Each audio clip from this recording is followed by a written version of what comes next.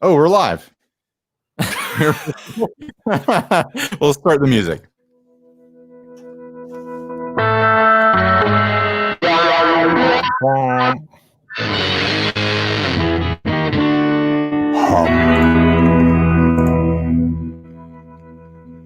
Hey, everybody, I'm Ryan. And I'm Steven. This is 60 Cycle Hum, the guitar buying, selling, trading, modding, fixing, breaking, reviewing, playing podcast. What is up? Well, what's up is the first ad. This first ad was sent by Elijah Snyder. Yes. It is for, in air quotes, a Mosrite electric guitar, 1970s red for $385 on Reverb. Why do you put that in quotes? The description on this is worthless. I put it in here as a screen grab, but there's no actual information here. It's just like a copy paste about if you'd scratch or dent, ask the seller or something like that. Right. It's a fairly rare tool, Ryan, that has a very small size, lightweight, and simply stunning appearance. A real find not only for the collector, but also for the musician who loves vintage sound. The neck is not very wide, but the profile is made in such a way that the neck is in the hand as if it were cast. And the zero threshold gives the guitar a decent sustain. Is that like, does he mean zero fret? There is a zero fret on this. I don't think the author means anything by any of this word salad that he threw into the description. It's not a description of this guitar. This is being sold out of Russia, so I have a feeling they wrote this in Russian, Google translated it, and then posted it. Maybe. Yeah, my issue with this is it is not a Mosrite at all. It is a Teisco Del Rey. My big thing is I have never ever seen a Teisco Del Rey. It might very well be a 1970s version of the guitar with a hardtail bridge on it. I honestly was like, oh, is this like an Eastwood version? They have the Ichiban, which is this body shape, but I couldn't find a version with a hardtail on it either, especially with these pickups for this pick guard. And I've never in my life seen a Mosrite badge like that. So I have no idea where they got that. But yeah, this is kind of wild for $385. $200 shipping though. No thanks. What are your thoughts on it? I don't know anything about this guitar, and that's actually why I thought it would be interesting for the show, because this was one where I was like, I don't know, like the Mosrite shape that I'm most familiar with, that really the only Mosrite shape I'm familiar with is the classic Venture shape that I will always and forever get confused with the High Flyer. Well, the High Flyer's obviously trying to be the Mosrite shape. Yeah, it's like I just don't, that's an understandable mistake. I'm not familiar with any other Mosrite shapes. Okay, that's fine. I mean, you see a double neck Mosrite and you don't immediately know that it's a Mosrite?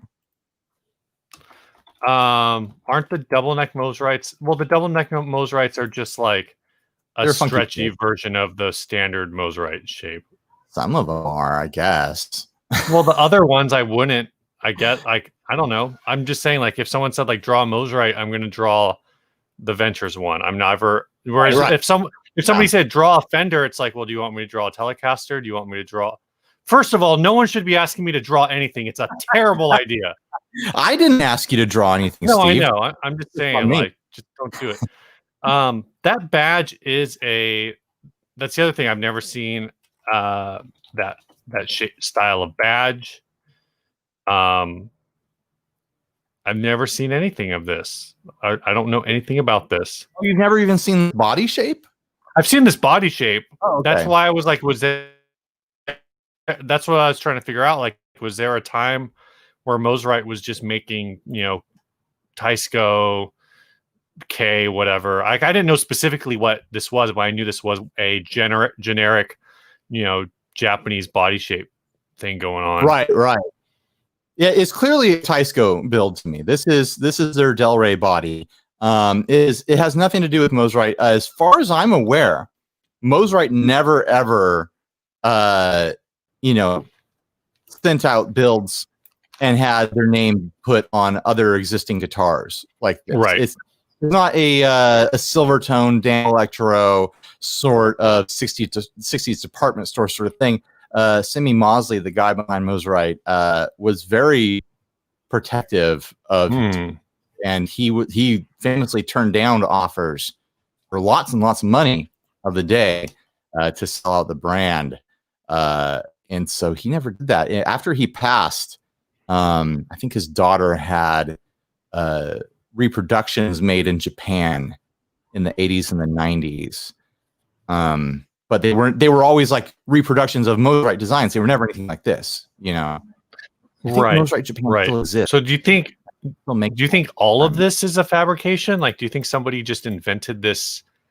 Is this like not even a badge? Could this just be like a sticker and somebody just slapped it on there and said, "Hey, I did a thing"? I have no idea where that badge came from. I've never seen anything like that in my life. I almost wonder if it was maybe like a patch or a sticker or maybe something someone peeled off of a case. But even then, like, why would you peel it off of a Mosrite case and stick it onto this guitar? It makes no damn sense, especially considering this thing looks really fun and really unique. If this was local for $385, I might offer $300 to pick it up. You know, just because I haven't seen a Teisco Del Rey with this loadout before, and it looks like a lot of fun. It honestly does. And if it is a 70s version, then it probably has better frets or more modern frets than the 60s version. Those pickups look really clean. They're like an interesting kind of take on a toaster style. Yeah, I think this would be a really fun. I really like that look. I'm just perplexed by the Mosrite connection because that doesn't make any damn sense to me. But I've always wanted the Eastwood version, the Ichiban, because it has an offset trim on it and stuff like that. And they did like a reverse Ichiban. There were a reverse Del Rey shape for it, which was a lot of fun. I'm looking at it. I just saw one. Yeah.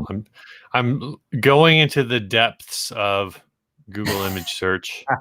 I have no idea what a fair price for this would be, but I already said if it was local and I could get it for $300, I might be, chasing that dragon. Yeah, I mean, obviously the shipping around the world is a killer for the you. It seems like. So Henning Pauly is in the chat, and he said earlier, "What is wrong with that headstock?" Which is funny to me because this is the same headstock that Schecter uses on a couple of guitars.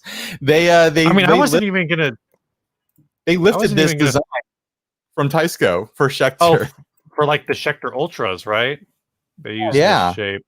I wasn't even going to go Schecter under the bus. I was going to say that Teisco needs to come back, which they kind of have, but they probably didn't bring all their patents with them. And they need to use this headstock shape to sue the shit out of Music Man. For the 4x3 sort of setup. Music Man has tried to claim in the past that basically they own the 4x2 headstock. That is a trademark of their branding. And that basically if anyone at least tries to put out like a high-end guitar with a 4x2, they're like, and then they just look at whatever the hell Nutter's doing and steal that instead. Yeah. What did you say the model was? The Schecter Omen? The Schecter Ultra. Yeah, it was the Cure. Well, that was the one that was like the Cure. No, it's not the Ultra. Wasn't it? I thought it was the Ultra. It's not the Ultra. For some reason, I think it is the Omen. No, it's not. Schecter. No, it is the Ultra. It's like the older version of the Ultra, and then later there's versions of the Ultra with a 3x3, and there's versions of an Ultra with a reverse. So it's a 2x4. It's not a 4x2. They reverse it. Yeah. I can't find the one that I'm looking for, but it doesn't matter. You guys can do your research and look it up. Yeah, just Google Schecter Ultra. It'll come up. They had a body shape that is also a Teisco shape. Where is it? The Schecter Ultras? No, the Sinister. I guess I can kind of see that. The Sinister is Oh, the kind of. Sinister, yeah. They have so many models. I wish I could show them on the screen easily, but I don't feel like doing the work right now, and it's too late. Too many of them. So, anything else you got to say about this? No, I like that. I think this guitar is really interesting, and I wish we could figure out more about it. Like, I want to know about this pick guard. Like, it looks original. Yeah, it looks like a very old style tiger shell thing. I love the tiger striped big open cell tortoise guards from the past. There's brands that have tried to redo them, but they do it as like a photo finish. It's like, I don't think if this is a vintage one, I don't think it's a photo finish. I think it's celluloid, but I could be wrong. Maybe the vintage ones are photo too. Like the newer versions of Supros have a photo one, and you can see the printing dots on it and stuff. It's a turn off when you get close to it. All right. That's how you know they're good. You got to have those dots. I don't have anything new this week, man. I guess I'm doing more remote recording. We're actually doing an outdoor service on Sunday. Which I'm like kind of mixed on that because it's an outdoor evening service. So our call time is 2:45. I'm just like, I don't want to be out in the sun, outdoors, in the hottest part of the day. Right. And it's also like, I get it because it's like the first time. It's the first time that we're trying this outdoor thing, so they probably need a little more time and whatever. But I'm kind of like, well, obviously I worked on these songs this week because I sent the bass tracks in, and also our service starts at 5, so it's like it's not going to take 2 hours to prep 3 songs. Oh, the service starts at 5? I think we're only. Yeah, that's my thing during 2:40. It's a 2:40. Like I've been invited to go do church services a couple times, and I went and did one of them. Man, it is hours of prep to play 2 songs, and usually it's hours of prep to play 5 or 6, which somehow seems more worth it. But then you're playing 5 or 6 across. For me, anyways, I'm playing across 2 services. So it's more fun for me to play more. But man, it's just too much prep work to deliver some live music for a stream. I don't even think of it as I don't even think of it. So the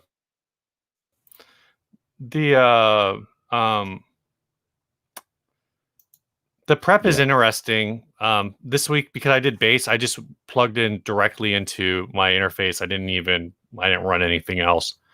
And actually, I realized that my interface does have some like built-in compression and reverb features. So I tweaked those a little. It's got like a bass setup. But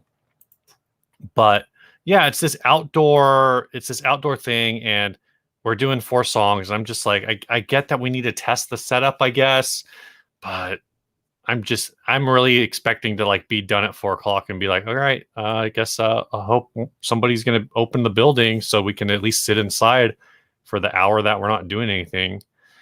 I mean, I guess it's not supposed to be that hot tomorrow. It's only supposed to be like mid 70s at 3:00. Whereas like earlier like a week ago, it was like 80, 90 degrees on Sunday. When you're playing outside, it's not even about the air temperature. It's about the fact that the sun is hitting you. Yeah. It's just like, it doesn't matter if it's 70, the sun is still hitting you, and you're just standing there and you can't walk away from it. You can't seek shelter because you're on stage, and it just starts to cut through you, you know? Yeah. They need hopefully they have some sort of shade. Pop-up gazebos. Yeah. So my new thing is a tease for Monday. Hopefully I can get it up. I'm going to do a video. That's what she said. Finally, of the Zoom Multistomp. I've had this around forever, and I bought it intending to do a video with it, exploring it, and I finally got around to just sitting down and filming it the other day. And it's a hoot. I'm ready to call this thing the king of the affordaboards. Oh yeah.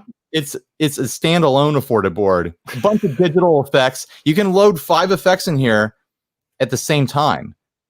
Like, so you can stack delays, you can stack drives, you can stack reverbs and tremolos and stuff like that. It has all sorts of really wacky out there effects that you can't find anywhere else. Like, there's some weird stuff in there. You're gonna bump your Helix off your board for this thing? You're gonna bump your Iridium off your board for this thing? The HX Stomp? No, the amp sims on it are garbage. A lot of the drives are hilariously like bad. If you want a digital fuzz, it's a great place to go for a digital fuzz. But man, if you want an envelope filter, if you want a particle reverb, if you want like a fake talk box sort of sound, it's in there. So I'm looking forward to getting that demo edited and published. Hopefully I can get it up Monday. That's what she said. What's next? Sponsor, man. This week's episode is brought to you guys by Chase Plus Audio. Yep. They make pedals more creative than you are. That video published this week, right? Yeah. Yesterday, I think, or the day before. Look at this. I hooked it up to power today. Ooh, those little fancy. Or haunted. It's a haunted pedal.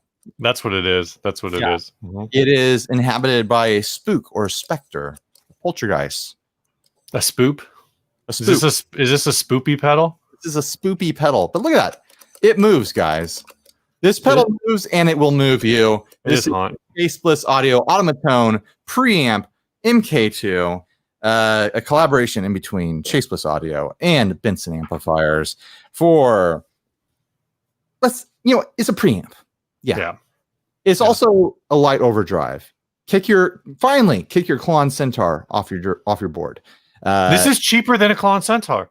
It's cheaper. Yeah, you could buy 3. And it does more stuff. Yeah. It is a roaring mid to heavy gain overdrive to the point where it becomes a distortion. Then it's a fuzz, like a pretty normal fuzz. And then it's another fuzz. It is a ridiculous, like gated over the top, 60s splatty, nasty, not safe at all fuzz. Yeah. And it's a wah pedal. I remember, I have to take some time to actually like watch your video, but I remember playing around with this in NAMM and going like, oh, preamp, like, okay, that's cool. Drive. Yeah. Okay. Like going, okay, kind of, okay, that's cool. And like, I think I could get something really going here.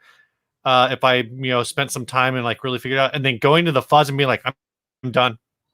Yeah. Like, holy hell. Every fuzz setting is good. And you can get just completely bonkers with it, like completely destroy your tone, or get very subtle and very soft and tweaky, in clonish territory. You throw it on the germanium.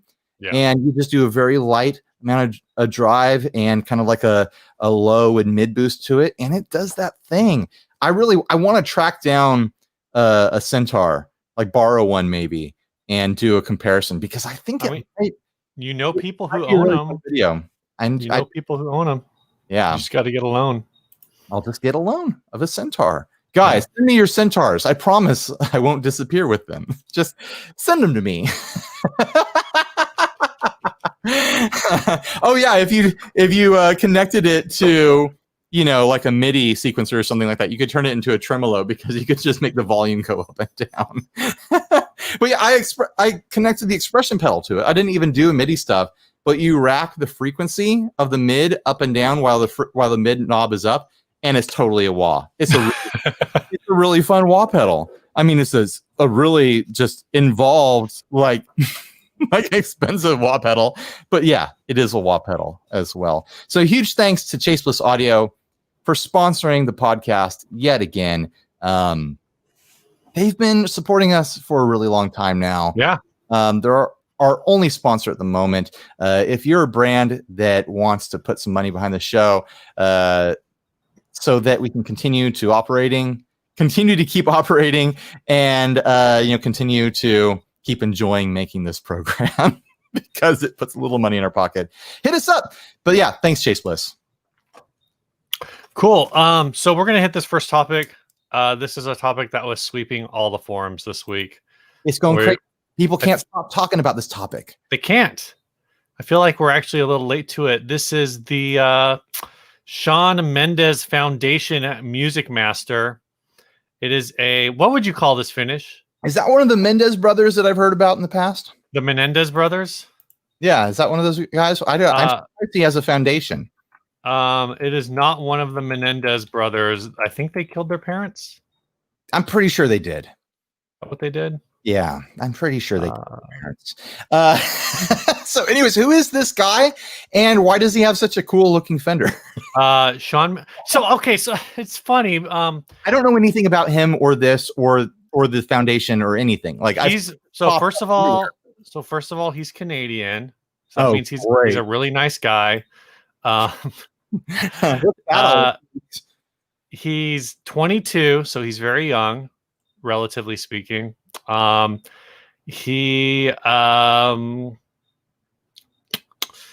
else would I say? At least my first experience with him was back when I had cable, because he would pop up on the Disney Channel when my daughter was watching it. So he was kind of like his early music was like Disney radio stuff or Radio Disney, like stuff that would get played on there. It's like very like, I mean, he came out he was like, is he one of these like Jonas Brothers types?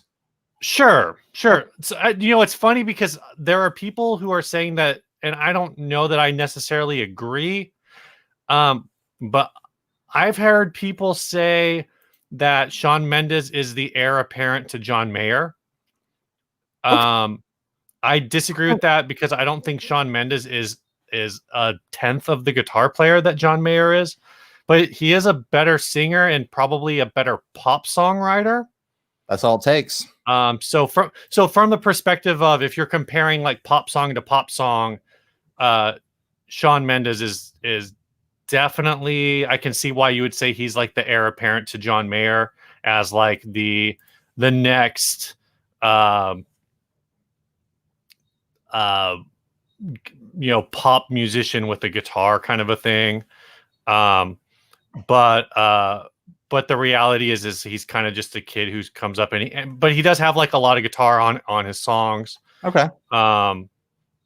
He also has a lot of not guitar in his songs. He's a pop musician and he's 22. He's making the kind of music that you would expect a 22-year-old kid with an electric guitar and sometimes an acoustic guitar to make. That's kind of good news, though, that there's pop acts that have guitar as a somewhat central point of their music, are identifiable as guitar players to younger people and people coming up. That's all it takes to keep,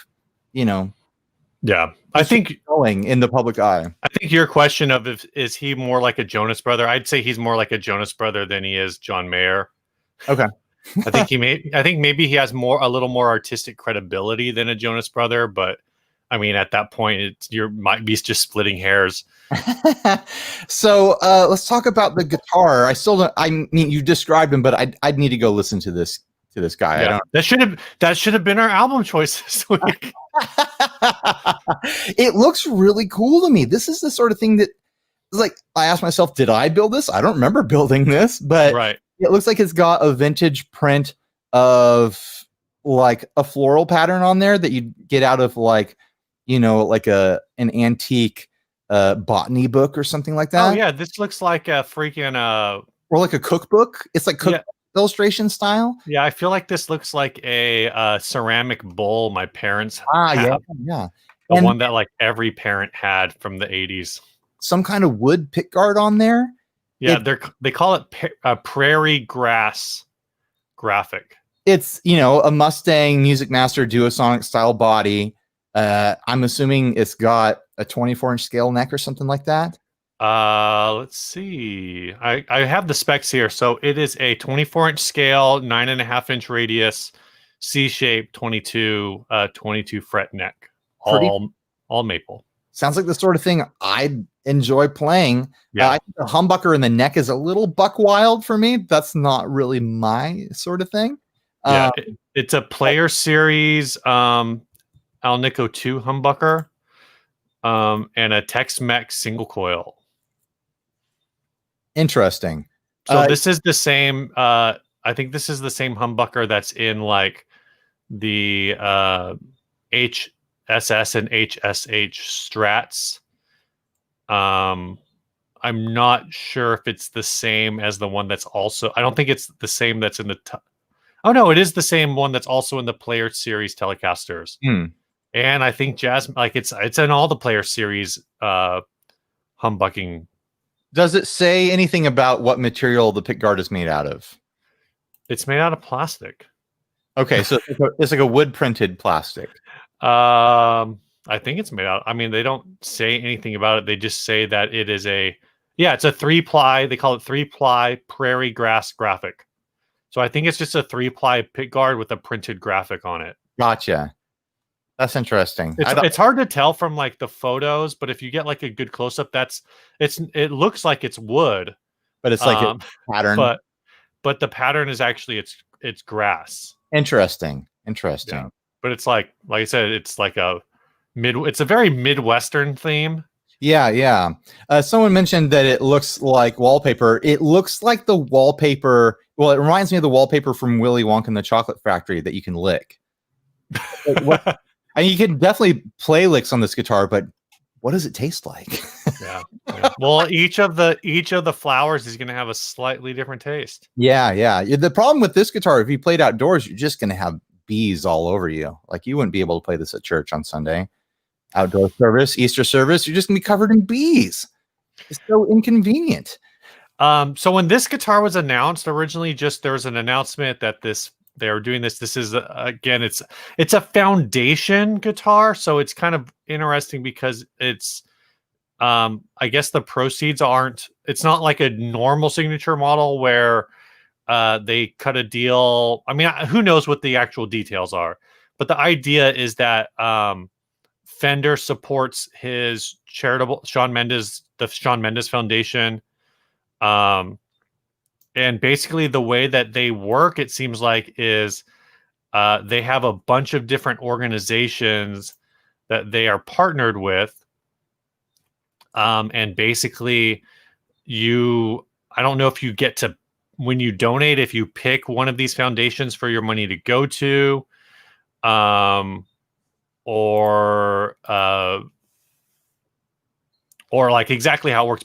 But there's like a bunch of different things. So the idea is that his fan base, which are largely, his fan base, I would probably say is largely young teen to mostly like young teen to 20 something women, probably go on his Instagram or whatever and see this. Oh, he's raising money for his foundation. And then you click on that and you don't just learn about like his foundation, but you learn about a bunch of different charities that cover a very wide range of whatever. This guitar, a lot of people thought when it was announced, it was going to be like $2-3 grand. Well, okay. Let me. All right. How much is it? It's $750. That's not bad. Aren't the new offset that are this style, aren't those like $600 anyways? What's the closest to this? Probably the Player Mustang is probably the closest similar model is $600. $150 upcharge for really cool art and like a charitable sort of connection. Hopefully they're giving more than $150 to the charity off of this. Hopefully Fender is cutting a deal there. But even then $150, it's pretty decent. Yeah.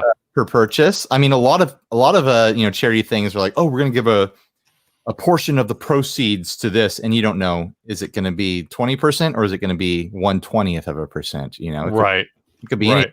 I'm sure they haven't said how much is going, but assuming, I mean, after customization, that a decent chunk of that extra $150 is going to go that way. Well, you got to figure like, what is this really costing Fender to produce, right? Like, if the street is $750, there's probably some of that markup, and it depends. I guess it depends on it. Are they doing proceeds? Are they doing a portion of proceeds?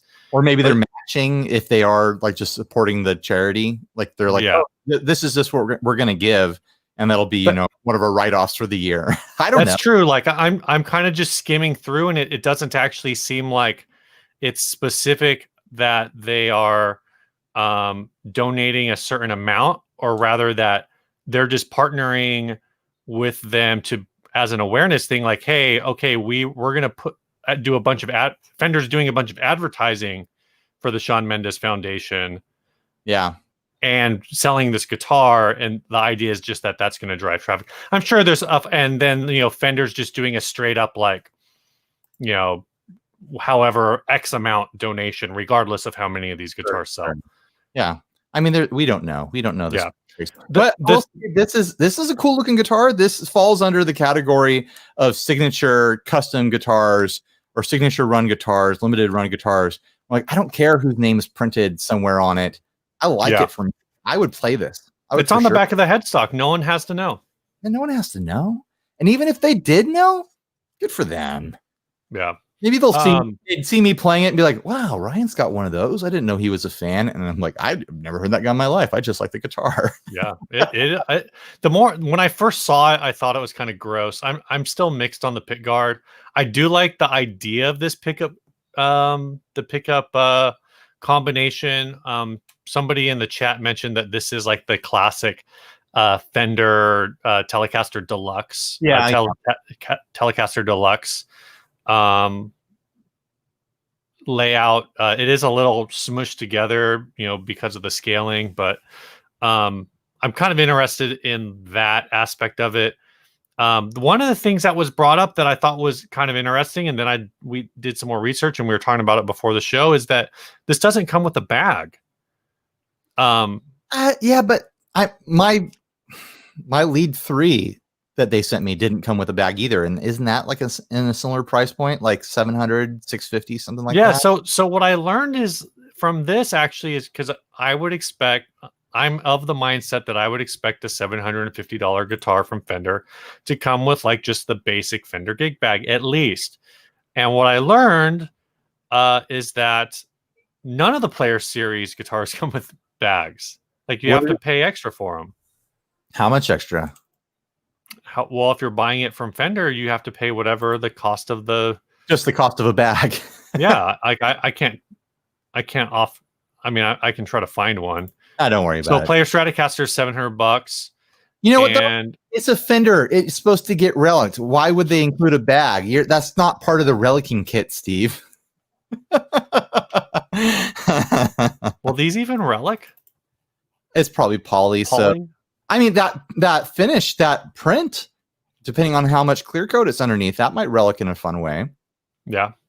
This is the sort of thing where if I see this pop up in a pawn shop, if those exist in 30 years, I might be like, oh, I remember those. Oh, I'll get one of these. Maybe it'll be kind of beat up and relic at that point. You think anyone will play one of these hard enough to relic it, or do you think most people buying it will be non-playing fans of that guy? I don't know. Decoration. I think piece. I think I've been seeing people who are, again, like the people who are complaining about it not coming with the bag are people who are like, okay, I bought this thing. How am I going to take this to the places I need to play? Right. Or how am I supposed to store this in the closet for the rest of my life? It's so awkward without a bag. Yeah, that's true. These are the basic Fender gig bag is $40. It's an extra $40. That's not terrible. You want to do the next ad? Are we done? Are we done with this? I feel done. Do you feel done? Right. Next week, you pick a Shawn Mendes album for review. I have to pick. He has multiple albums? Yeah, he's been around for like 4 years. Jeez. All right, this one was just pick the newest one or the oldest one. Don't pick the middleest. No, I don't know. This one was suggested by Josh Scottrick. Josh Scottrick? Yes, that's his fancy name that I just gave him. This is a BC Rich Fat Bob 1989 custom Nagel graphic. Josh Scotterson. What's a if we were to pretend that Josh Scott's last name was short for something, what would be? I like Scottrick is fun, but it sounds like a music video. Scottricks, and then a kickflip. It's a guy skateboarding while playing the trombone. Let's just start calling him Josh Ska, and start pretending that Josh Scott is a rude boy. This is a 1989 brand new condition, one of one USA BC Rich Fat Bob. Hit the make offer button and let me know what you would offer for it. I don't know, $10, $100. Just putting this out to see what offers I get. This is a bass that was done in the USA in 1989. A little history: the Fat Bob design was used for a total of 6 guitars. Why do they call this the Fat Bob? They should call this the shark fin, but that's neither here nor there. It looks like a motorcycle tank because it's got a motorcycle tank cap on it. It's not a shark fin at all. Steve. Oh, now I didn't see that. There we go. Okay. I don't know if I've got a good shot. I don't have a good shot of the cap. Sorry. No, but I see the cap now. I see what you're saying. I'm trying to find my notes. This was the only bass in the Fat Bob design. It has a really cool form of a Nagel painting on it. Who's that guy? I also don't know what that means. But anyway, as you can see, she is beautiful. A chance to own a new old stock made in the USA rare instrument that is 30 years old. Placing it up to get a feel of what it may bring in today's market. Not in any rush to move this item. Give me your thoughts and feedback. If I see the right offer, it might become yours. Possible trades of guitars of the same value. Is this actually like, again, I don't know anything about this. The more I look at this painting, the less it makes sense to me. Okay, so I'll show you. Patrick Nagel is the artist that is famous for the Duran Duran art. Oh, okay. And that style of art that you see in nail salons and beauty parlors all over the world. Gotcha. To this very day. He did not do this art. There's no way he did this art. Because it's just the style. I think the person doing it was trying to do that style. And it's mostly in, the eyebrows and kind of the nose and the facial expression. But so many details of the art are very far away from that guy's style. I would be shocked, absolutely shocked, if he was responsible for the art on this. And it was also signed by someone with a signature very different from his own. You can see the signature right there. That's not how he signs stuff. But yeah, that a very iconic artist of the 80s. Right. That someone was trying to do like a county fair airbrush sort of take on. There's so much going on, you might not even notice that there is a nipple. No, that's why I don't understand, because of the way I guess it's like a turned thing, but it just kind of looks like the left side of her body is normal proportions and the right side is like not. It's like she's missing an arm almost. Yeah, the posture of it is weird, and she looks completely twisted around in a really weird way. It's bad art. It's an interesting try at a style, but it's bad art. I almost wondered if someone sketched it out to be more in the style of Patrick Nagel, but then someone else came in and like, let's take this to the county fair and get them to airbrush some color into this, because the sharp details are there in the line art. Right. When someone did airbrushy extra detail work on top of it, that just makes it look cheap. I mean, we're completely missing the fact that this thing's shaped like a motorcycle gas tank. And they want $8,000 for it. I have no idea if that's a fair price or not for, this rare model BC Rich. I'd never pay it. I'd never pay that. Is there any BC Rich that anybody would pay $8,000 for? I think is a bigger question. Well, they have those very high-end, like custom builds that I believe are worth high dollar value, but I don't look at this and think that this is one of them. This is a novelty guitar. Yeah, with a nipple on it. Well, I think like the person saying that this is one of one, that's not a selling point to me. Right. This is the only one. They made it and then they decided to never do it again. Like that's what's going on here. Matt Mercury Blast TV commented, "No one designs guitars like this. No one even tries." I don't get it. Like, is that a reference to something? I don't know, but it's true. No one tries because why would you? Is my take on that. And so they're saying like this was the only bass in the series. I guess I'm now seeing I actually found on a site called uniqueguitar.blogspot.com an article from 2017 where they have a picture of this bass. So it says that this guitar may have been a product of Bernie Rico's love of motorcycles and motorcycle embellishments. So it sounds like this was like an act that this, at least the picture that they have, they're all I mean, painted this way. You take this body shape and you do a high metal flake, like 70s van, pinstriped, funky candy paint finish on it. I'm in. Mm-hmm. It's the art that really kills it for me. I mean, and the price. I mean, it is $2,000 off, down from $10,000, but right. But you do a motorcycle theme like that, and I'm into it. Well, I'm seeing like other ones, like one of the guitars has like the classic biker flames. Right. You know, the flames that launched 1 million bowling shirts. Sure. Things like that. So that's something that makes more sense to me. I guess I don't associate, kind of like you said, like this as being something that you would want. Oh, pizza! I could see pizza. Oh, that's what I'm saying. Like I want this to be a shark fin. Yeah. But yeah, I don't know. Guitar, but it looks like this may have been like the original artwork for this bass. I think so. Yeah. And again, the problem is supposedly there were only like 6 total instruments made. So it's like, unless you really love BC Rich, maybe everything like 1989 is the last year. There's a couple months left where people are still into Peter Nagel, and they're doing the art, and they're like, this is kind of out of style now. And then they threw the color on top of it really quick. So that's the other issue is, from what I was reading, these were made from 1984 to 1986. Oh, so it's earlier. So I don't even know if that 1989 date is accurate. I don't know if there was something in one of the pictures that would indicate that. Right. That date, like maybe that on that signature there was a date. I don't know. But at least on the brief reading that I did not see anything.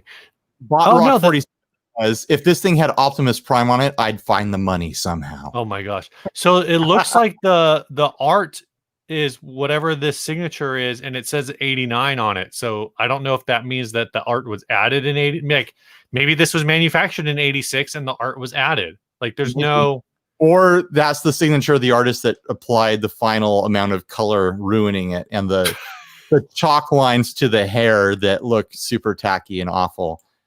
That's just what women's hair looked like in the 80s. It was either that or like what's the hair I'm thinking of? Like just the curly mom hair, the perm. Oh, like the kinky hair, I forget what that's called. I know exactly what you're talking about. I don't know, man. I the crimpy hair, you know? Yeah. Look like freaking crinkle cut fries. Yeah, the top ramen hair. Yeah. The what's the Janine hair from Ghostbusters? Yeah. I don't know. I'm done talking about this. How do you feel about it? I want to talk about our next topic. Me too. Let's talk about that. This topic is this is our album review for the week. This is the Mars Volta, the Bedlam in Goliath. This I think was their 4th album. I picked this album. I enjoy the Mars Volta. So I picked this album. Also, this was suggested to us. Let me see if I can find there's no way I'm going to find who suggested this to us. Yeah. So based on what you know about me and knowing, because I'm going to say it right now, I've never listened to a Mars Volta. Ian Ferguson suggested this album. So nice. Thanks, Ian. Do you think I liked it, or do you think I didn't like it? I think you didn't like it. Why do you think I didn't like it? Because I don't think you're down with Cedric's voice. I think the opening tweaked falsetto of the very first song, you went, oh God. I'm gonna have to listen to another hour of this guy. I'm gonna say right now, I very much enjoyed this. Really? Yes, I very much enjoyed this a lot, to the point where I'm sitting there like, man, I wish I hadn't been such a stuck-up pain in the ass in the early 2000s and given these guys a chance. I liked what they did. One Arm Scissor, right? That was so One Arm Scissor is at the drive-in, which was so basically what happened is like the same guys. Yeah, so I forget what year it was, but it was basically mid 2000s, the very short version because I don't know all the chaos. But Cedric and Omar, who are the lead singer and guitar player from At the Drive-In, and then the other guitar player basically parted ways on creative differences or who knows what. One of them, the other guitar player singer, started the band Sparta, which is a more normal version, I guess, of At the Drive-In. And then Cedric and Omar started the Mars Volta, which took like the chaos of At the Drive-In and turned it up to 11. Right. So yeah, One Arm Scissor was At the Drive-In, so it's the same guitar player, vocalist, and that was actually one of my notes on this going into, I think, song 3 was, vocal effects. That's an At the Drive-In thing that I'm used to from At the Drive-In. Is there's videos of At the Drive-In performing One Arm Scissor where Cedric has an entire vocal pedal board hooked up, and he's just like smashing, and it's all Boss pedals. Yeah. I get what you were saying as far as the vocals go, but I also know that you have trouble understanding what I'm talking about when I'm saying that I can't stand kind of like the emo vocal aesthetic. I wasn't even thinking of it from that perspective. I was thinking of it even from like the Geddy Lee voice. Okay. And there were moments when he was slipping into a early 2000s kind of vocal aesthetic, but he didn't go all the way into it. And what I was picking up more from this was almost like an MC5 kind of influence. Ramblin' Rose, high pitch, MC5, even the approach to the entire band and the feel of the band in general. I was picking up a lot of influences. Let me read what I wrote down here. Where did it go? Mars Volta is like if The Darkness and Ween had a baby, and it survived to start a band that had been influenced by the MC5 and Rage Against the Machine. Yeah, I made Rage Against the Machine notes on one of the songs. Did you read the Wikipedia for this album at all? I did not. So before we get back to what more thoughts on this, this was the Wikipedia for the conception of this album. Was on a trip to Jerusalem, Omar Rodriguez Lopez purchases an archaic Ouija-type talking board as a gift for Cedric. They would return to their tour bus after shows to play with it during their tour, the 2006 tour with the Red Hot Chili Peppers, and it became the band's post-show ritual, dubbed The Soothsayer, which is one of the tracks on the album.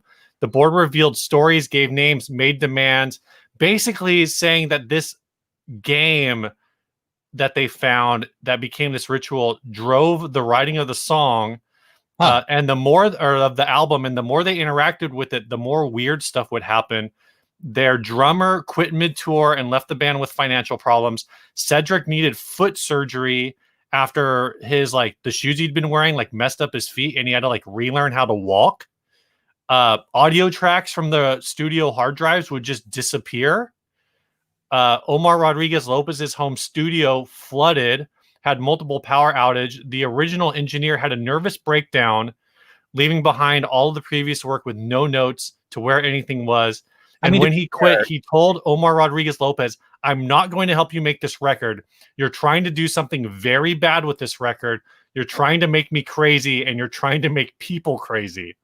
I could, to be fair, I would not want to work on this record. It is so manic and it is so disjointed that it would be very frustrating to do the technical side of it as far as hearing it. But it's the right kind of crazy that I like. I really, really like just the overall feel, man, this, and I feel bad because there's someone on the Facebook group who saw that we were going to review this and like, oh man, I'm not going to listen. I don't want to hear you guys trash something I like. Oh, you just put like the GIF that was like, I know. You don't even know how bad it's going to get. I've been holding off on this album, one, because it's like an hour and 18 minutes long. Mm-hmm. And so I started listening to this album like on Monday and I finished it yesterday. Yeah. I'm sure people who are more familiar with Zappa would probably make Zappa comparisons to this. I'm not super familiar. Right. That, my vague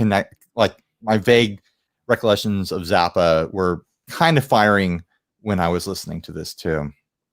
Yeah. Did you have any particular songs you want to talk about? No, none of them really stuck out as like, oh, this is the one. This is the one that I've been waiting for. It was just more like, man, I leave this on. I could work to this. It's engaging. It's interesting. It's never once boring.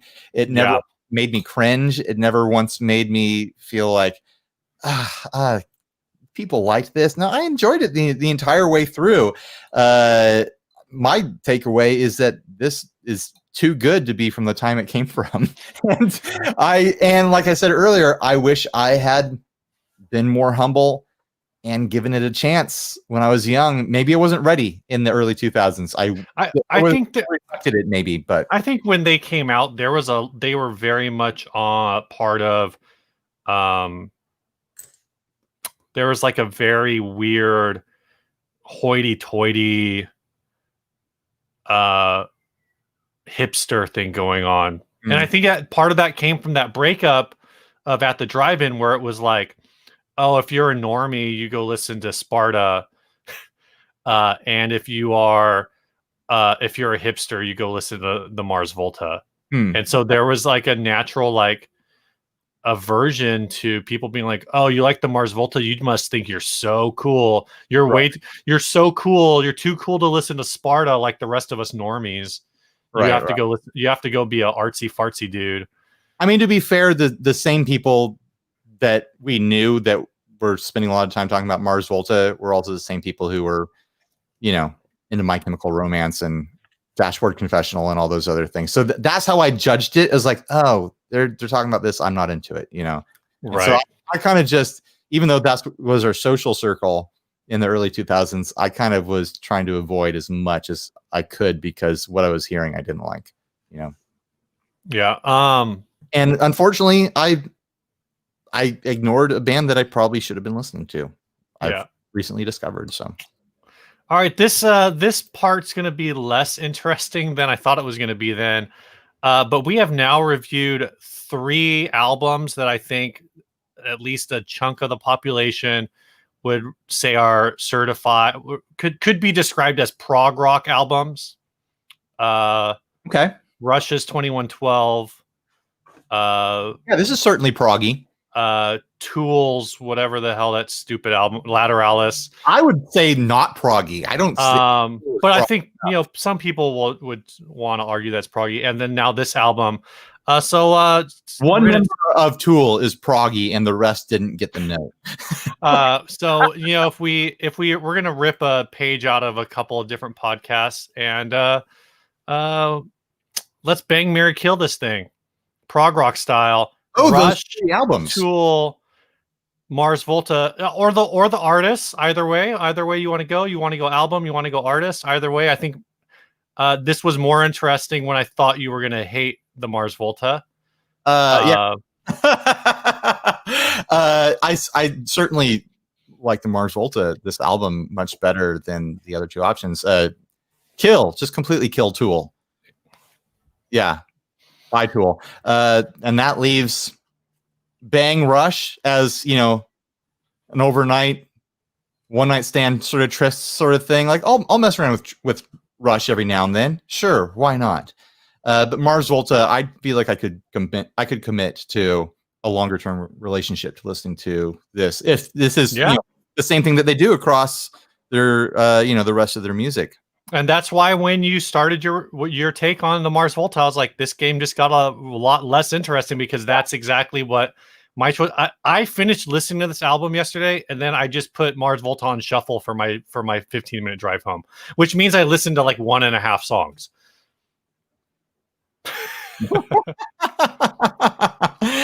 All right. Do you want to do housekeeping and then we'll hit the last thing? Yeah. So we've got some at least one person waiting in the waiting room to hang out. Sure. Let's do some housekeeping this week. Big shout out to Joseph, who joins us at the $25 level. So find one of us on Facebook and be like, hey, I'm Joseph, and we'll get you in the Inner Circle group. Thanks for supporting. If you want to support the show, whether or not it's at the $1 level, let me back that up. If you want to financially support the show, whether it's at the $1 or the $25 level, or the $420 or the I've still got 8 of those. Head on over to patreon.com/60cyclehumcast. Another way you can support the show is at the end of the audio version of the show, we play a song, and we're almost out of music. So if you want to send us just a single track, you can send us a Google Drive, or the easiest way is just to attach an MP3 to an email. Send that to us at 60cyclehumcast@gmail.com. Either way, thanks everyone who supports the show financially by coming in the chat on a Saturday afternoon, whatever you do. And yeah, that's it. Let's hit this last ad. All right. Sent to us by Kyle Smith. This is a heavy metal mandolin. I hadn't heard it said out loud yet. You can't say heavy metal mandolin and not have a smile on your face. Dear, is this real? Yeah, I couldn't find any other photos of it online, but it seems to be a press release to retailers from Fender, and various documents showing kind of the patent and whatnot for a heavy metal mandolin from Fender. Yeah, it is the shape that Fender has used for their electric mandolin since the 50s, I think. Which I don't think I ever realized how this shape is basically the Musicmaster or Music Man kind of shape. It kind of is. Is it the axis that I'm thinking of? You stretch it out a little bit longer, and it turns into the axis. Yeah. So Fender, why aren't you suing? No, anyway. I'm not going to read the full description. It's basically or I'm not going to read the Fender letter. Right. I will read: the heavy metal mandolin is in a sense a paradox, as you cannot think of a more opposite sounds than those of loud, distorted heavy metal music and the gentle lyrical ones created by the mandolin, an instrument which has been around for hundreds of years as part of the lute family. But the result is a new revolutionary, fully patented instrument which can only be viewed as the violin string synth of the 21st century. The totally heavy metal guitar style allowed maestro Alex Gregory to perform previously unplayable violin parts and more on his forthcoming debut album, Paganini's Last Stand, which has a Priority Rocks Records February 1992 release. That's a lot of words that someone sat down and wrote one day. Oh man, the thing about this that is, it sounds like someone was trying to like coax violin sounds out of this. So maybe they were using a bow or something, which I guess makes sense. But the thought of having a trim on a mandolin is bonkers to me, because I can't think of a single stringed instrument with less sustain. Like you get a fraction of a second of sustain out of a mandolin. You don't have a lot of time to do dive bombs and little vibrato things and whatnot. I really wish I could have found a better photo of this thing. I'm sure only a couple exist. So here's the thing: it's because it's Paganini. Like, think about I don't know who that is. Do you know who Paganini is? Yeah, he's a violin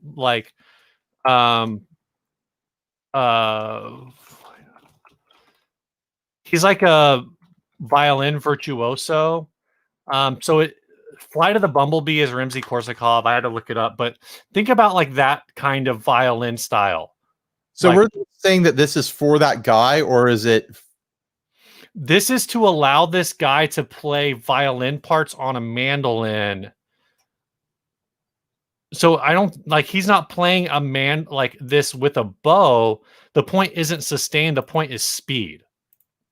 I think the point might be scale length, because it's going to be a similar scale length to a violin, so it's going to be similar tuning.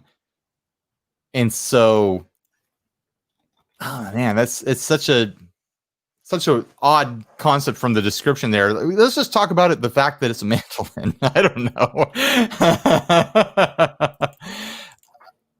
Fender's made electric mandolins since at least the early 60s, maybe the 50s. It was like folk music was a huge thing, bigger than people realize now.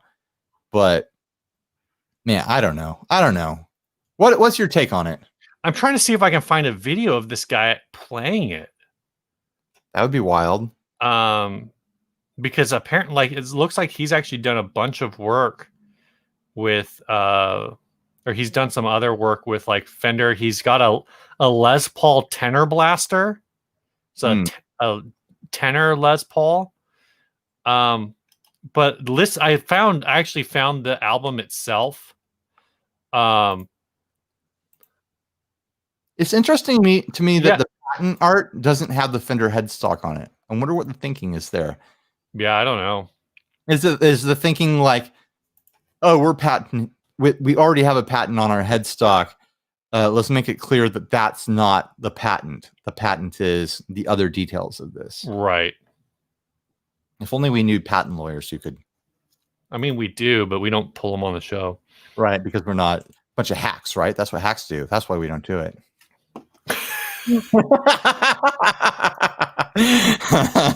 No, like I said, I think Paganini's really known for like very fast. It's virtuoso violin. It's not. It's not. It's not this long, slow, drawn out thing. It's like high speed. Right. Bowing this thing. I don't think he was playing it as a bowed instrument. He had to be picking at it, because he can't just bow a mandolin. Right, that's what I'm saying. Like the idea for this is to create a mandolin that has the features of like it's like a super strat for mandolin, to allow a mandolin player to play at the speed that you could play a violin. Gotcha. I think that's like what the impression I get from it. Well, I wish we could see a real photo of it, other than this grainy black and white thing. Yeah, feeling it's pretty cool looking. I was talking episodes and episodes ago that I wanted to see a cigar box style half Fender trim. Apparently they exist, and apparently they existed back then, because this thing has one of them. So there's that. I don't know. You have any closing statements for this before we get out of here and you talk about the song and then we hang out with people? Yeah, my closing statements are, there are some really like, there's apparently a Gibson heavy metal mandolin prototype from 92. There's video of this guy Alex Gregory playing it. It's a really old grainy video, unfortunately. But yeah, this guy was like kind of a wacky guitar. Well, I guess wacky is not the right word. It's just like he developed systems, I guess.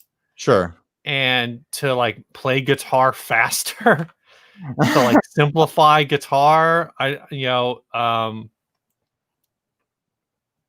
not able to find any pictures of this specific the Fender version, but there's just other pictures of just some weird, like he had like when we're done, or maybe I'll if I remember, I'll throw it into the thing, but I found an article that has a picture of the Gibson version of this that's on an Explorer body. You just sent me a link. I'll look at it. Yeah. Or I guess they're saying that this was based on the Futura body, which is like an extreme version. Right. Oh wow, that's of the So yeah, it's nuts. It's nuts. I don't know. There it is. There it is. Yeah. So weird. What? Tell us about the song, get us out of here, and we'll hang out until 1:20ish, 1:30ish. Yep. So this song was sent by Miles Page. He says, so, hey guys, so you're running low on outro music, but are you desperate for outro music? Yes, we are. Always. If so, please find attached my quarantine anthem, Self-Isolation Vacation.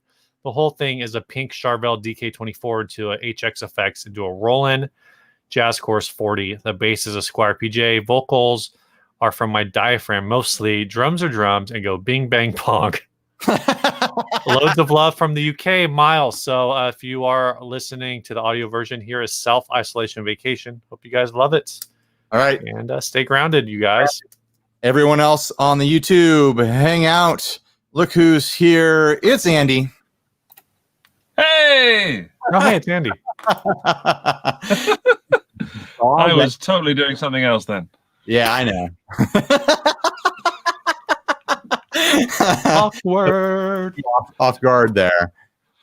Just looking at what I could spend the money on that I've just sold a guitar on upside down in. Andy just sold his Jag Stang, Steve. Steve's got a red one. How dare you?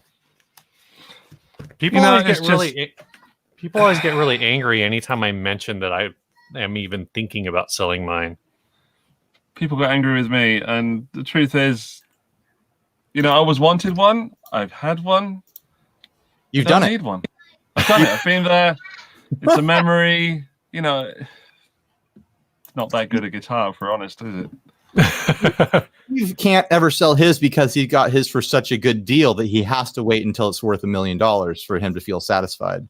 Well, it does have like a huge scratch in the back too, for what it's worth. But yeah, and it's not stock. You put a new pickup in it and stuff. So yeah, that only raises the value. Steve is waiting for it to become the Steve signature guitar, and people remember that it's Kurt Cobain signature. Yeah. Who's Kurt? Kurt who? Yeah. Oh, a Steve guitar. Yeah. The Steve Stang. Yeah, the Steve Stang. That's the dream. Yeah.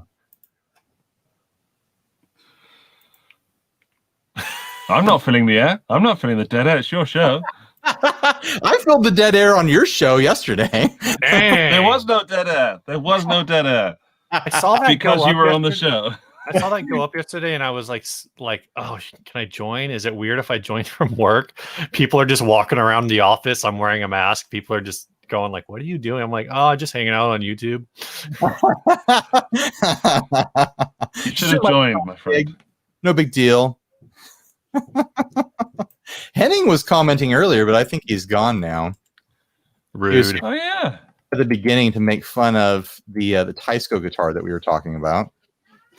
Oh yeah, that big old headstock. A big old. He doesn't like funny shaped guitars, but then all his guitars look funny to me. I don't know what the problem is. He has a bikini guitar, as we found out last night. Oh, it's a bikini now. I thought it was just underwear. No, it's transgressed now to a bikini. What because it's weird to walk outside in your underwear, but totally fine to go outside in your swimwear. That's true. I was having the thought the other day when I went to the beach. I put on my swim trunks. I walked outside. I got in the car. I was driving all over town. Then I walked all over outside down at the beach, and I went to a restaurant. The whole time in my swim trunks, which are probably thinner material than my underwear, and don't have anything underneath them. I'm pretty close to naked right now. Like, this is the least fabric I have ever had in between me and the rest of the world, and it's totally normal because I'm at the beach and I'm wearing a swimsuit. But you're going to give all those people COVID. Well, that was the goal. I'm a COVID villain. I go around spreading it, and I have a top hat that I put on, but the rest of me is naked except for a swimsuit.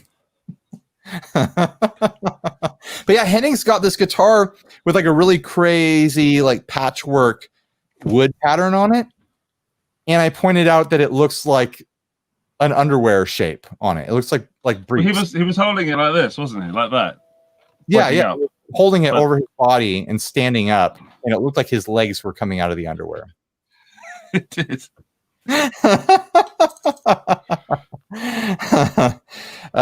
Kira just commented, I've seen men wearing thongs around LA. Doesn't surprise me. I'm sure that happens in Europe. Isn't that a pretty normal European swimsuit? Like the sandals or what? No, like the it's just Beto's here. Hey, Beto. Hey, Beto. We didn't let Andy finish. He was about to explain European underwear to us, or European swim outfits. There you go. When I first moved to Austria from England, which is not Europe, as we know, and never has been, no matter what, written on a piece of paper, my girlfriend played a massive trolling trick on me and told me that I had to buy the Speedo shorts because in Austria it's considered rude or weird to wear like swim shorts, like trunks. Yeah, so I bought them. Exactly. It's I don't know what the game is, but I bought them. I wore them out and realized that she was playing a massive joke on me, and she didn't stop laughing the entire time we were there. My dad got into wearing Speedos when he hit his midlife crisis, which is around my age now, and I don't have a desire to do that. But it was really super weird of my dad to do that, and he'd hang out at the pool wearing his Speedos and trying to... I've just seen your shirt! I didn't notice the entire time! Sorry to interrupt you. Yes. It finally got here. Andy sent me a Hawaiian shirt with his face on it, so there we go. You're welcome. You are welcome. Thank you for being on my show. It's like a polyester finish. Guess what I'm wearing. Oh, there we go. There we go. Oh, nice. I didn't how many faces are on there? Had it on. Sorry, Beta. No, it's cool. They're all up and down. So, if you were a cow, that would cover every nipple and have two spare. Well, I'm not a cow, but it does cover all my nipples. Good. Yeah. Sassy Cat has entered the stream. Hey, Sassy. Yeah. What's up, Sassy? What in the world did I just click on? Welcome to the internet. Is this part of YouTube's terms of service agreement? Holy cow. That next thing it's going to be, okay, for every $5 donation, I will remove an article of clothing. Well, yesterday on Andy's show, I was showing my legs. I can do it again. That was very popular. Wow. Are those never nudes? Lost 40 people off the live stream. Oh my god. Those are some white legs. Yeah. Oh, so Steve, I meant to ask you in the What's New. You said that you've got 8 of your edibles left from last year. So I've been on more of an experimental week with those than you have, I guess, because I don't know how many I have left, but it's definitely not 8. I still have to get up in the morning and stuff. Right. I've been messing around with taking half. Okay. Like right around 7 o'clock at night. Mm-hmm. And it doesn't get me high, but man, it has changed my sleep game for sure. I'm kind of excited about it. Oh, cool. I thought it would be. I've always had a ton. For those that don't know, Grant Wilson super chatted us $420 a few weeks back. And so we went and bought pot brownies last week and did them on the show. And I got very high. Steve did not. Whoa. Is that you, Steve? Yeah, somebody's. I don't know whose car that is. So, anyways,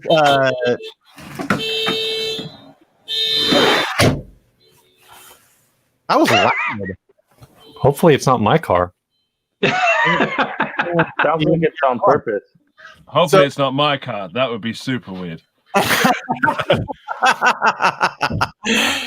So yeah, half a brownie around 7 o'clock, and I'm able to fall asleep at 10:30 a couple last week. When famously, I have trouble falling asleep in between 1 and 2 o'clock in the morning. So it's kind of a game changer for me. I'm I'm a little bit impressed, and that's without getting high. Like I don't feel high at all. It just allows me to fall asleep at night. So, what's the sleep quality like? Do you wake up feeling refreshed? Oh yeah, totally great sleep. No, I don't even have like weird dreams or anything like that. I wake up fine in the morning. It's great. So yeah, I guess I'm a pothead now. Nice. Now I'm wondering if that is my car. I'll be right back. Okay, go check your car. I'm gonna mute. But yeah, Steve, he got 8 left, so that means he had it again, and he hasn't reported to me that he felt any effects off of it. So maybe he's super tough boy, and he needs to take massive amounts of marijuana to feel anything at all. Is it regulated? Like how much is in there? I assume you went official. It's supposed to be. Oh man, I'm gonna mess this up. I think it's 10 milligrams per bag, which no, it's 10 milligrams per serving. I think, and there's 10 servings in the bag. So if I'm doing half, then that's 5. I'm totally probably messing that up, but that's too little. It's too little. I think so. I'm not sure. Well, when Steve gets back, he'll know. But one full brownie for sure takes me places. But half a brownie, he's back. Half a brownie. Was it your car? Not my car. Oh. So Steve, you got a couple brownies deep. You've got 8 left, and you haven't felt anything, right? You didn't have any experience. I've only done it the one time. Okay. Oh, so yeah. The other one was my wife. Okay, gotcha. Okay. So, what do you remember what the dosage was per brownie? 10 milligrams. 10 milligrams. Okay, I did get it right. Oh, okay.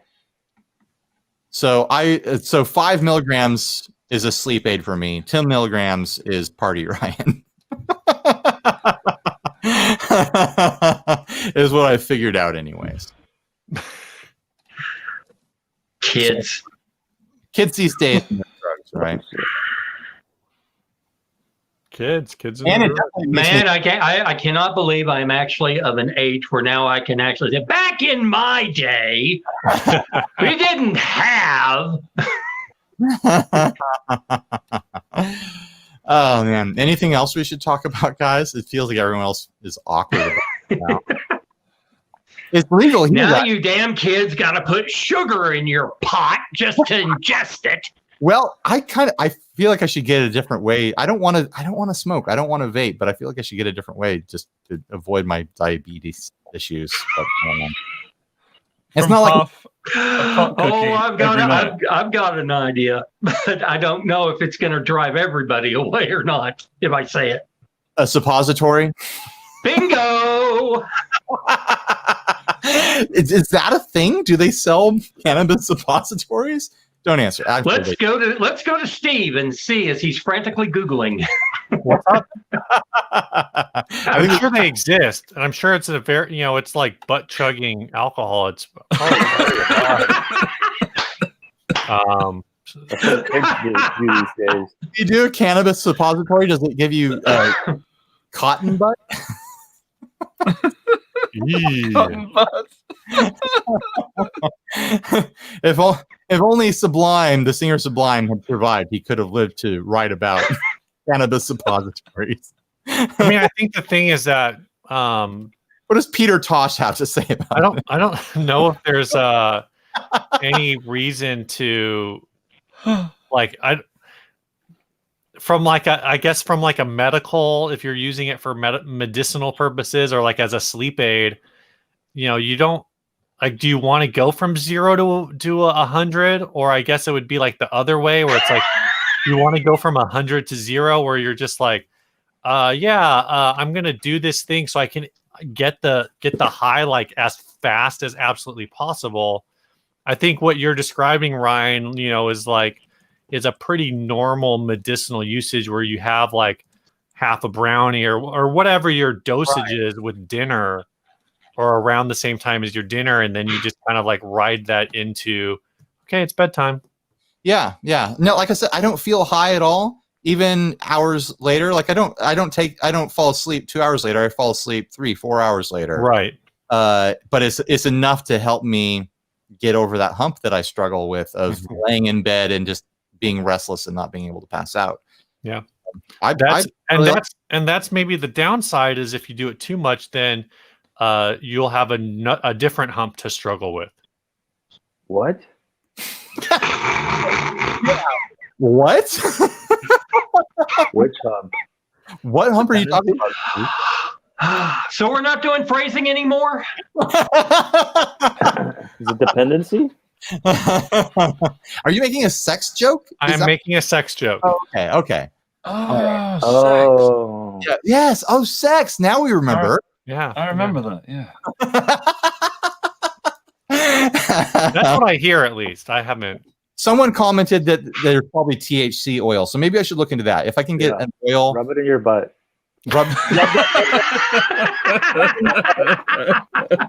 Big old oily suppository. And what's the burning temperature of THC oil? Can you just use it to like fry chicken? No, I don't think so. Oh, that seems like a bad idea. Chicken pot pie. Chicken pot pie. Get a big old pot of it. Drop your chicken in there.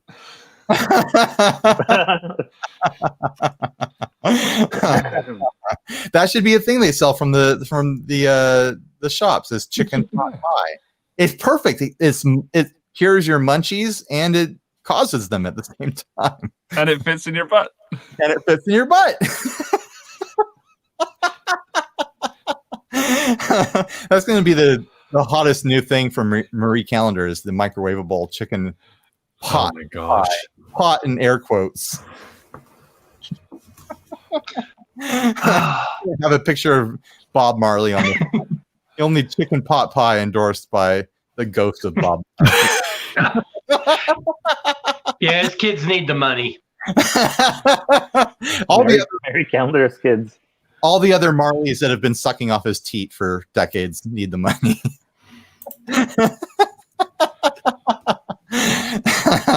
I promise. It feels so naughty talking about this. It's like I'm even wondering if my mum would ever see this. You know, obviously not. But if she did, I'd have to have a conversation because obviously the social acceptance is different where I'm from. Of where are you from? Or of cannabis? Of sticking things up your butt. Yeah. Okay. Oh, that's very normal here. Is it more or less accepted in the UK/Austria? It's probably something you don't know about the British. Is it's actually required 2 or 3 times daily. That's the tea thing. It's a tea break. Tea time is suppository. How you keep the pot warm. Yeah. The teapot. Yes. The teapot, yeah. Andy, have you ever partaken? Domo arigato, Mr. Roboto. What in the world? What the heck? Is one of us roboting out? Andy, you guys have been roboting out the last 3 minutes, and I'm just sitting here like, oh, okay. It's got to end eventually, but then I just keep. I don't know if anybody else can hear it, but I do. Can hear it. Every now and then, Sassy Cat hears us mention something about butt stuff, and then we turn back into robots. Oh my gosh. He's having a really interesting time right now. So is it not acceptable there, Andy? The cannabis talk? It's just different. I mean, it's firstly, I'm too old and too dad to know anything about it. At the moment, you know, I haven't got to the part where I could possibly entertain myself with that at some point. But I guess in Austria, what's weird is like I have to choose. Like in England, I was very sure which friend I would go to if I wanted to partake. Right. If I chose to. But here, I can only think of one guy, and I feel really unfair because it's probably not him.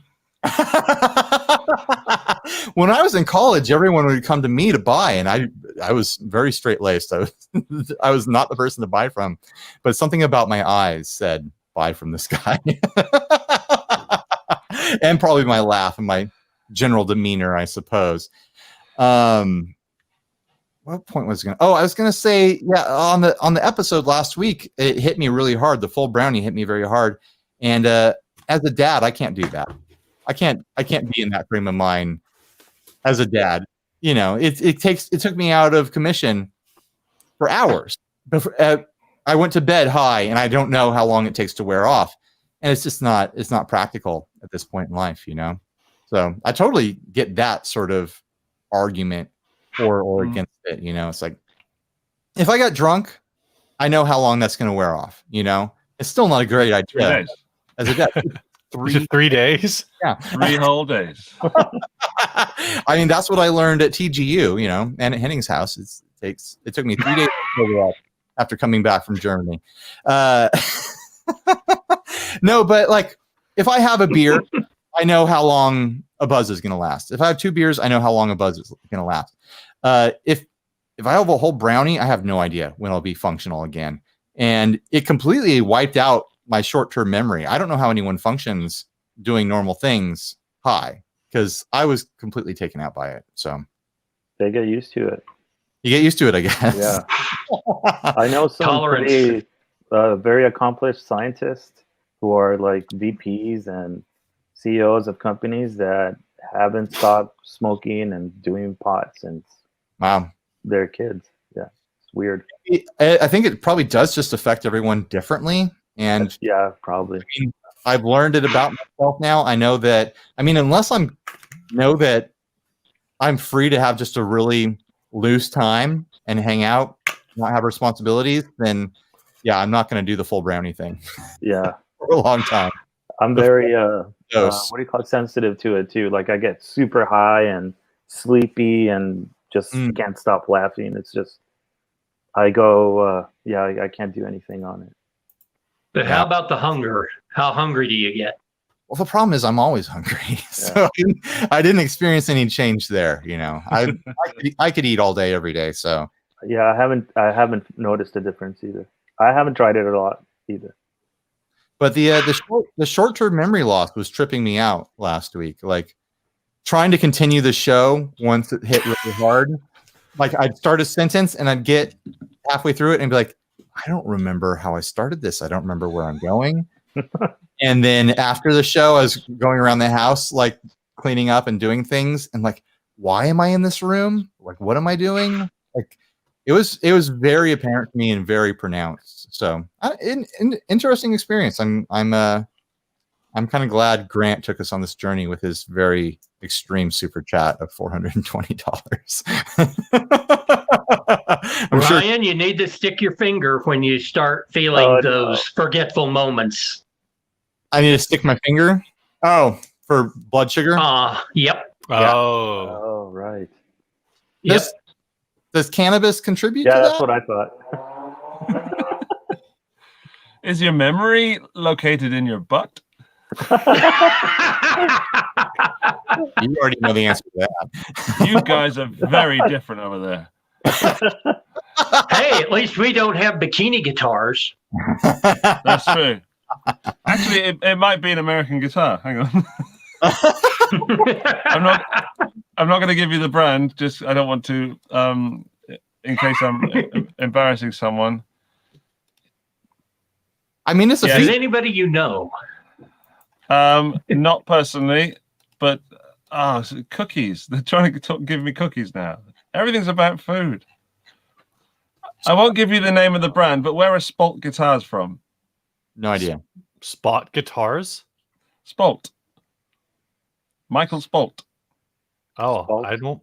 I don't know that brand. That's the name of the brand that I wasn't going to give you. It was kind of a joke. So this guy says Must be that British humor. Cannabis tends to lower blood sugar a bit. I wonder how much is a bit. I have high blood sugar. I've never had low blood sugar as long as I've been measuring it. So maybe I should measure it to see if it is giving me a positive effect or lowering it. I don't know. Are you diabetic? Have you discovered that recently or something? Yeah, I've known since January-ish. Oh, really? Is it diet related or genetic or?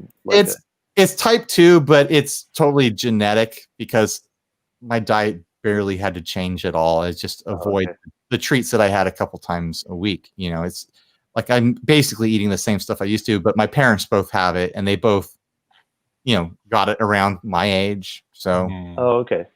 Yeah, you got to be careful. Yeah, I mean, I'm being careful. I'm taking it seriously, and you know, I am trying to keep it under control as best as I can. But yeah, it's not fun. I miss being able to have treats whenever I want. Yeah. But I'm high. I'm always high on sugar. Not usually high on butt stuff. What the hell? From now, anyone watching this will now associate cannabis with butt stuff episode.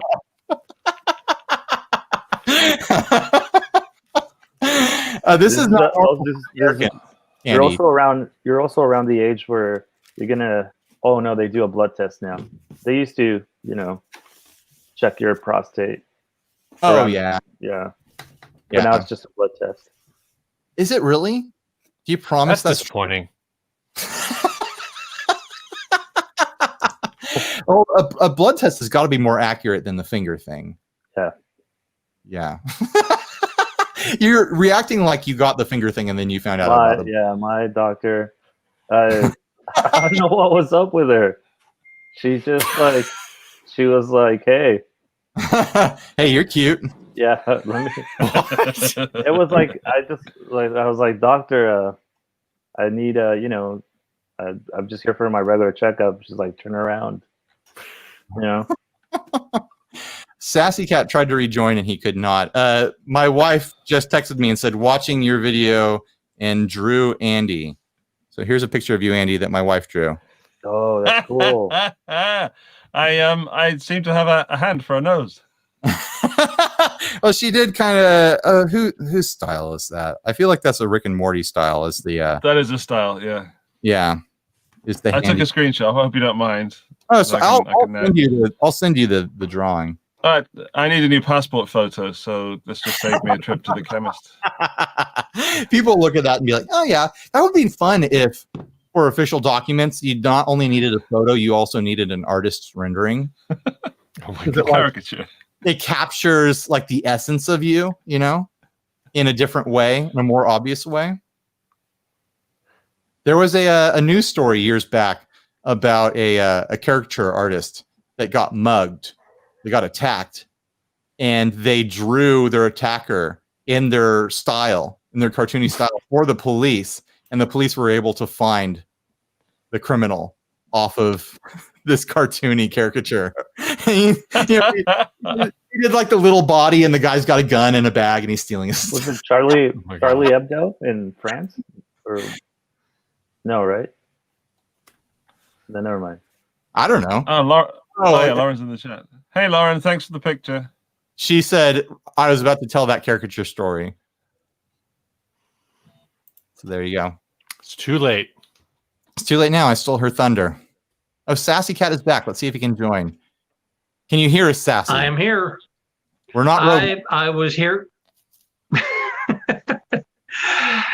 I don't know what's going on, why the audio is artifacting hard on my end, but bad connection. It's the internet, I guess. Yeah. Well, I keep getting the move closer to the internet, so you've got a good connection. And I'm like, I'm on my phone. I'm supposed to have good internet. So now you want us to move to the internet. It's so demanding. Yeah. Yeah, I know. StreamYard is just the worst. The worst. I think it's pretty great. In case they're I have no issues. Bye, guys. Oh, bye, Beto. Bye, Beto. Oh, bye. Nice to meet you. Bye. Bye. Yep. What else did we talk about? My wife is watching now. One of these things are not like the others. One of these things doesn't belong. It's funny to me that our wives will jump in the chat, and I always just think like, why don't they're on their phones watching this thing? And I'm just like, just click the link. I don't know. Oh yeah, here. Go for wives. Come on, wives. It's because they don't have headphones on, and they oh, that's true. It'll just echo. Also, the I don't know how it is on your end, but my children are running all over the house. Oh, I'm sure mine are going nuts. And we can mute them, though. Wives, click that link, jump in, and we'll wives, click that link. You can't do it. Nobody can. The other side of it is, we're just talking about internet connections, and now we're saying, hey, let's stream 2 locations on the same internet, because that's a great idea. Hey, honey, dump our internet service for us. I'm sure Netflix and Hulu and YouTube are playing in the other room right now. She says she clicked it and nothing happened. I don't know. Maybe it's just a thing that's being weird on the... I don't know. She could walk into the garage right now.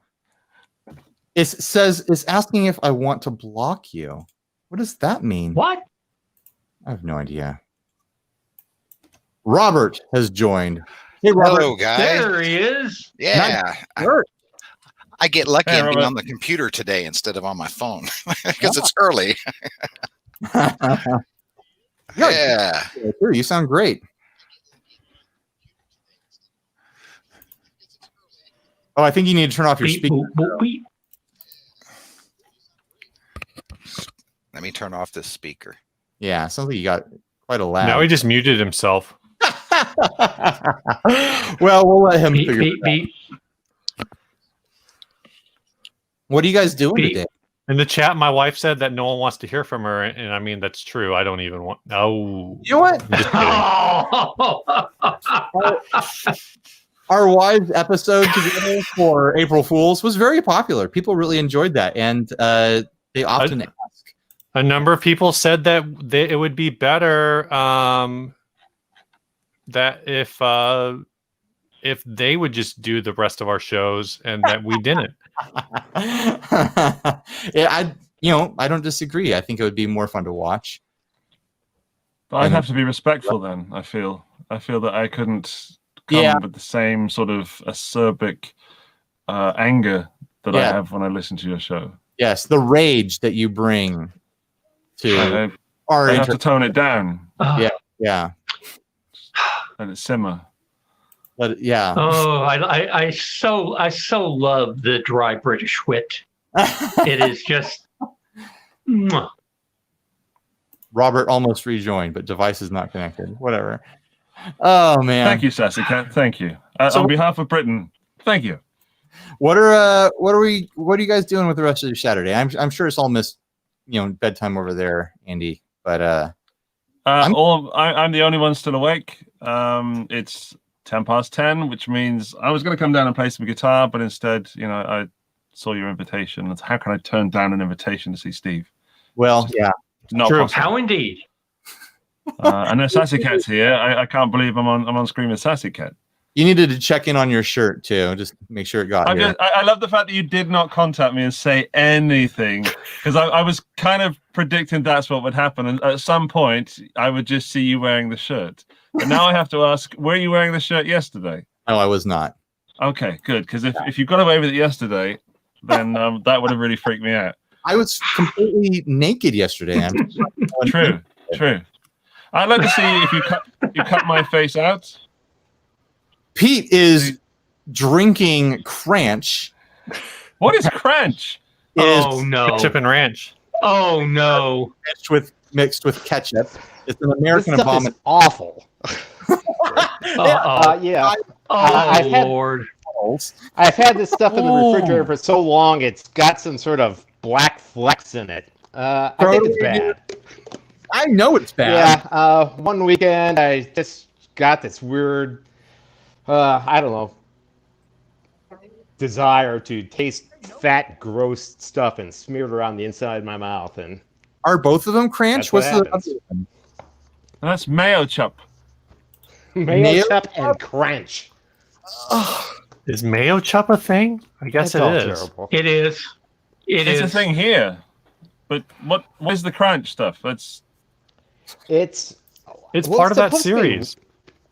It's supposed to be ranch and some sort of craft byproduct of whatever else they make mixed into it. I'm not quite sure exactly what it is. So there's cranberry ranch juice. I don't know. So what there's the, honey rock. what the KRA or this is. There's 6 of these it's- things. I don't know. There's honey It's racha. not nail chops because He slept in the shirt. Sorry. Thank you, There's Lauren. honey racha, cranch. Good night, Andy. Good night, Andy. Good night, Andy. Good night, Andy. Good night, Andy. Good night, Andy. Good night, Andy. Good night, Andy. What is going on? Hey! Henry is here. He can't Hey, hear- Henry. Oh, he's walking That's away. me on your dad's shirt. Say hi. Beep, beep, boop, boop, beep. Uh-oh. I'm going to be done soon, bud. The family is waiting Uh-oh. to be done Uh-oh. so we can do family I days. can't hear you, Ryan. You can't hear me? Who said that? I'm here. I did. I hear everybody fine. Maybe Yeah, I don't hear everything Steve right now. Sounds good to me. All right. No, Steve says, all I can hear is Andy and Sassy Cat. well, that's all you Weird. need. Yes. That's all you need. Pete, you got the I'm highlights. on a Mexican radio. Boom, Boom, boom, boom. I'm on a Mexican radio. I wish I was in Tijuana. I love that song. It's one of my favorites. I'm drinking a beer that is brewed Same with song. shrimp, lobster, lemon, and sea salt. What in the world? Is that from Clown by, Shoes? What? Stillwater Brewing and Evil Twin Brewing. And What kind of um, weird trip are you on right now, dude? yeah, I think it needs some crunch. You're drinking lobster beer, drinking Cranch. That's I can't hear you. I can't hear you, Ryan.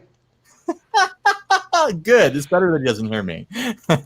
He was questioning your diet. How does it that he doesn't Oh hear yeah, me? it's all screwed up. I want a T-shirt with "It needs more crunch" on it. Good. Needs more crunch. There we go. There we go. That's the next Hawaiian print shirt face. Yes, Henry on a Hawaiian shirt. All right, bud, go with mom, okay? Oh, I never expected to be educated tonight. I'll be honest, and I've learned so much. you learned about suppositories. You've learned about Suppository. Cranch. You've learned about lobster beer. Well, you know what? That beer in Bamberg has like a fishy taste to it. It's known for having a bit of a fishy. That's sort of the flavor. the Hauch beer, the smoked beer, Yeah. or bacon beer as we call it. Yeah, it is kind of bacony, but it also has like this fishy sort of aftertaste to it. I can't remember. It's been a while. So I'm reading about this, and this is The so fishy weird. requisite. So there's surf. So there's Stillwater Evil Twin. They make a surf and they make a turf. I've got that too. So surf is a goza with shrimp, lobster, lemon, and sea salt, which actually kind of makes sense. I just don't understand exactly how you integrate that into the brewing process. You're supposed to drink it with those foods. Like No, they That don't- is. like this. No, you're supposed to drink beer with surf and turf.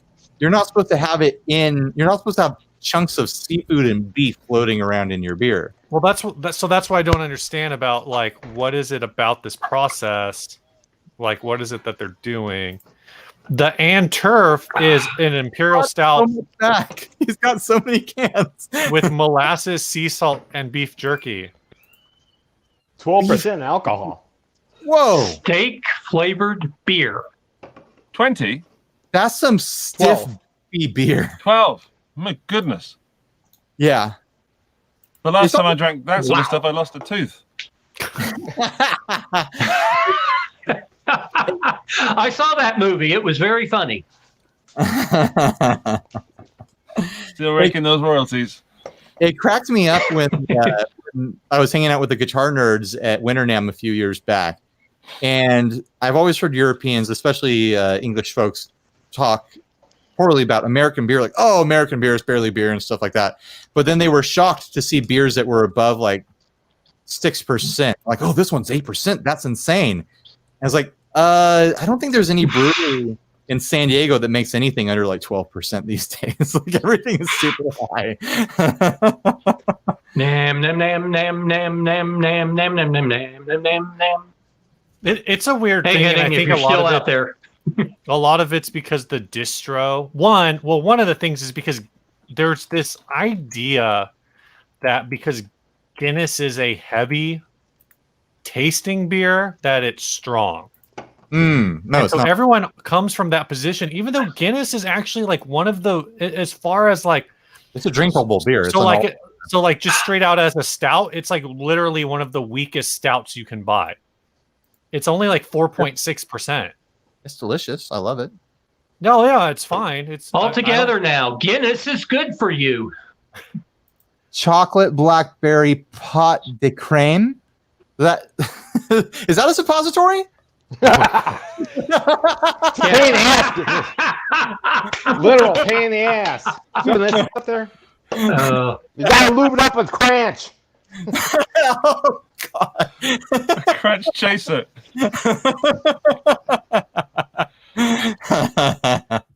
You know, if the sermon tomorrow morning isn't the abomination of Cranch upon humanity, there's something wrong in this world, I feel. One day, Steve and I are going to get kicked out of our churches for this podcast. Oh my gosh. Someone's going to listen and be like, oh, why are these guys on the worship teams? This is a bad look. Is that national? Is it national or is it just where Pete's from? My wife just said, rub Cranch on the can before you drink it. Yeesh. Makes No it a thanks. challenge. Oh my God, we aren't doing phrasing anymore.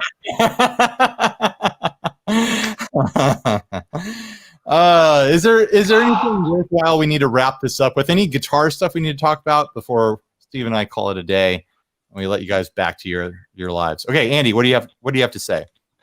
I had 4 guitars arrive at my house today, and I managed to sneak everyone downstairs before she noticed. Damn. Can you leak what you got? Uh-oh. They're all surprises. Yeah, guitar no one's covered yet. It's called the it's the Squire Super something. Supersonic? Yeah, I've never heard of that guitar. I've heard about those, but there are no good videos on it yet. None it of them. must be an old one. I didn't know there were. I don't think there's new ones. So you must have bought a used one. Probably. The baritone telly. Which Okay. I'm super excited about because I also have the Jazzmaster Squire baritone. So you know. Now I have 2 baritones. And the third. Let's see. What's it going to be? I'm guessing offset telly? Something from Fender, I'm guessing. No, that's all the Fendery types there. Oh, okay. Epiphone Les Paul Special with a P90.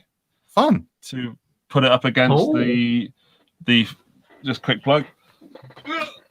This one, the Ferris Blue Harley Benton. Yeah, Ferris Blue, very similar to. It's a lovely blue, I think you'll find. Yes, it's a very lovely blue. It's very familiar to me. And the fourth one was a guitar from the 60s, which I bought for 65 euros. Oh, wow. I want to know about. Me too. That's the first one that's going to get opened. So apparently the wood in the body, it's a semi-hollow, I think, and the wood has grown. The tree's still growing, so it's swollen. It's got branches and leaves coming out of it. Yep. Yeah. Inside is a small family of squirrels. It's got a slight wilderness. I'm interested to find out what your experience with the Supersonic is, because mine needed a lot of work out of the box. It would not stay in tune to save my life. But heavier strings helped that. I had to completely crank down the springs on the trem to help that. And the switch on mine squeaked crazy loud, super duper loud. And then after I've lubricated it, it's really tricky to keep in position. So I'm really curious to see how yours goes. So it's a Supersonic. But then the baritone telly, amazing guitar. I hopefully the quality control. Do you have one of those? Yeah, I do. You know, no big deal. Yeah, don't worry. You're not. I'm sure you'll have unique things to say about it. So. Welcome to Peacocking Guitars. There she is. We just get stuff slower over here. I pre-ordered mine and I actually bought them and because I wanted them that much, you know. I bought which one did I buy? I bought the Supersonic. This one was sent to me by my request, so I'll probably buy one or two more from the series. I'd buy all the series if I'm honest, and pretty much everything Fender's releasing at the moment. I wish I could buy it all. Yeah, that's the problem with Fender. There's too much stuff. They're coming out with stuff every day. It seems like it sucks. Too much stuff. Jazz Strat. You can't own it all. I want to, but you can't. All right. Anybody else? Anybody else have something interesting before we call it quits? No, we're all boring, huh? No, I'm done. All right. Well, we'll get out of here. So it's a Saturday. So we can go do Saturday stuff. Andy. Uh-oh. Wait a minute. We'll let Andy go to bed. We'll let Pete lube up a can of seafood beer. Oh, no. Ryan, you just got demonetized. Thank Pete. You just... once again, big thanks to Chase Bliss Audio for sponsoring this nonsense. And stay grounded, everybody. Yep, see ya. The automaton. Everybody needs one. Everybody needs two, so you can run them in stereo. There we go. Look at that.